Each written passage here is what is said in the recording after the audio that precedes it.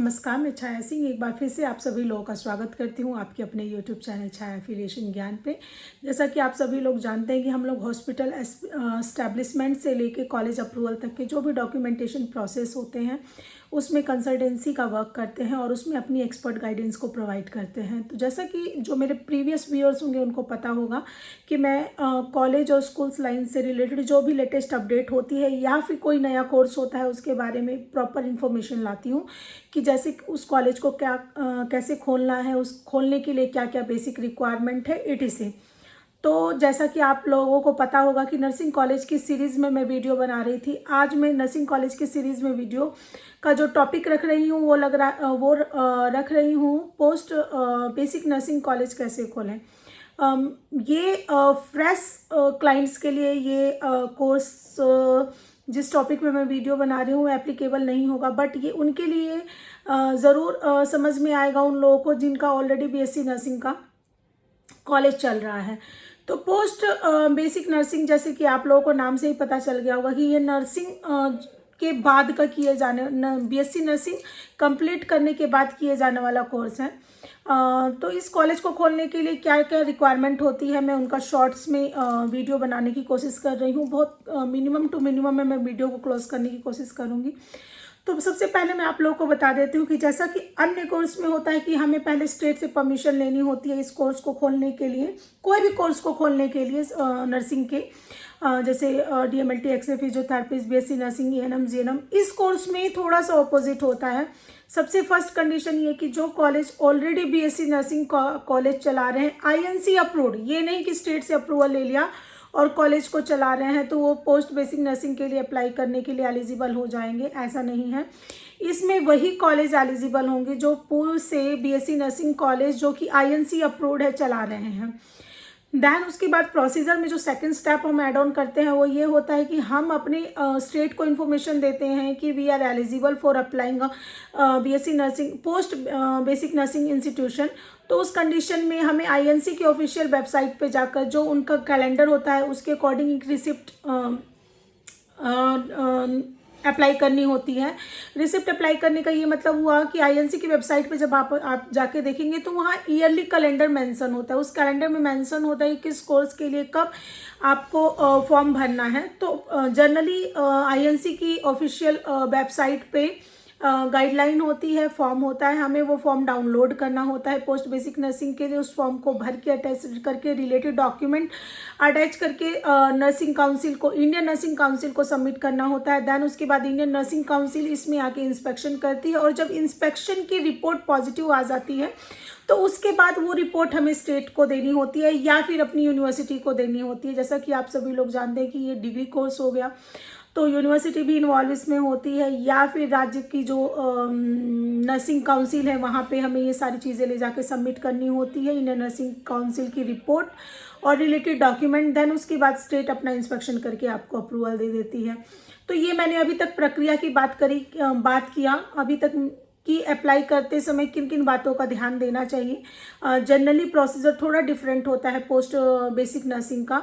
जैसा कि मैंने दो सबसे इम्पोर्टेंट पॉइंट बताया कि एक तो ये अप्लाई सिर्फ वही कर सकते हैं, वही कॉलेज वाले इसको अप्लाई कर सकते हैं जो ऑलरेडी नर्सिंग बीएससी नर्सिंग का कॉलेज रन कर रहे हैं और वो कॉलेज भी स्टेट से अप्रूव्ड होने के साथ साथ इंडियन नर्सिंग काउंसिल से भी अप्रूव्ड होना चाहिए। सेकंड मैंने ये बोला कि अन्य कोर्सों की तरह यहाँ पहले राज्य से एनओसी नहीं लेनी होती है। यहाँ पहले हमें इंडियन नर्सिंग काउंसिल के फॉर्म को भर के सबमिट करना होता है, उसकी कमेटी आती है, इंस्पेक्शन होने के बाद जो उसकी रिपोर्ट होती है उस रिपोर्ट को हम स्टेट में सबमिट करते हैं और उसके बिहाफ पे हमें पोस्ट बेसिक नर्सिंग कॉलेज का अप्रूवल मिलता है। जनरली इसमें सीट्स जो होती हैं 40 to 60 ही होती हैं। ऐसा नहीं है कि इसमें कोर्स को डबल कर दिया जाए या इस टाइप की चीज़ें होती हैं। मेरे पास जैसे क्वेरी आती है कि मैडम क्या हम डबल बैच में चला सकते हैं, तो ऐसा नहीं है। 2020 से डबल बैच सिस्टम ख़त्म कर दिया गया है। इवन स्कूल्स को भी अलाउड नहीं किया जा रहा है। स्पेसिफिक कुछ स्टेट्स को छोड़ के जहाँ पे स्कूल कम है और स्टूडेंट स्ट्रेंथ पॉपुलेशन ज़्यादा है, तो उस कंडीशन में डबल बैच चल रहा है, जैसे मुंबई वगैरह हो गया। अदरवाइज मोस्टली स्टेट्स को परमिशन नहीं है एक बिल्डिंग में डबल शिफ्ट चलाने का। आईटीआई भी बैन हो चुका है, डबल शिफ्ट नहीं चलता है। कुछ बजाय सिर्फ कुछ एक इंस्टीट्यूशन होंगे जो प्रीवियस मान्यता पे हैं, तो उनके लिए गाइडलाइन चेंज नहीं हुआ है।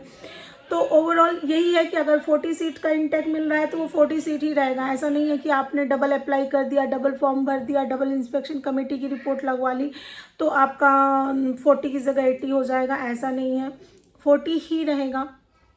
देन उसके बाद जो क्वायरीज जनरेट होती है वो ये होती है कि मैम इसमें स्टाफ का क्या होता है। स्टाफ सेम इसमें होता है, एमएससी नर्सिंग, जो प्रिंसिपल होगा वो MSc nursing plus 15 year experience होगा। देन उसके अलावा उसका 12 ईयर का एक्सपीरियंस टीचिंग फील्ड में होना चाहिए।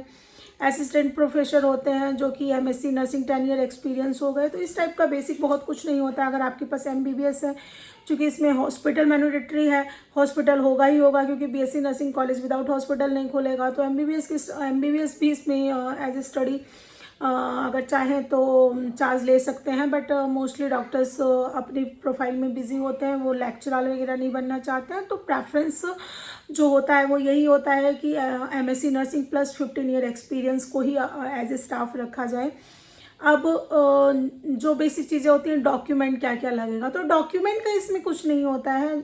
जैसा कि मैंने प्रीवियस बोला कि ये खुलेगा उन्हीं लोगों का जिनका ऑलरेडी बीएससी नर्सिंग चल रहा है। तो वही है कि जब वहाँ पे सारी चीज़ें अवेलेबल हैं तो आपको कुछ एक्स्ट्रा एफर्ट्स लगाने की ज़रूरत नहीं है, सेम पे चलेगा, उसमें कुछ भी मतलब एक्स्ट्रा नहीं होता है। बस क्या आपको 2 क्लासरूम बढ़ा देनी है, 2 साल का कोर्स है तो 2 क्लासरूम बढ़ जाएंगे।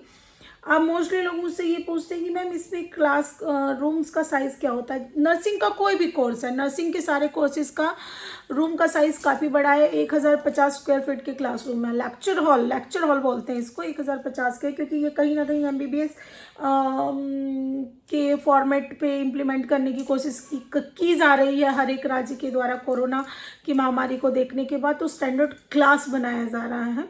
ऐसा नहीं है कि आप स्कूल के 20 बाई 25 के कमरे में इसको एडजस्ट कर पाएंगे या इस टाइप का कुछ आपके दिमाग में चल रहा हो, तो बिल्कुल नहीं करना है आप लोगों को। ये बहुत स्टैंडर्ड पैरामीटर्स को फॉलो करते हुए प्रोसीड करना है, स्टार्ट करना है। स्टार्टिंग में थोड़ी प्रॉब्लम होगी, बट ये है कि अगर आप स्टार्टिंग में अच्छे हैं, स्टार्टिंग में आपने सारी चीज़ों को मैनेज कर लिया तो आगे तक आपके लिए बढ़िया रहेगा।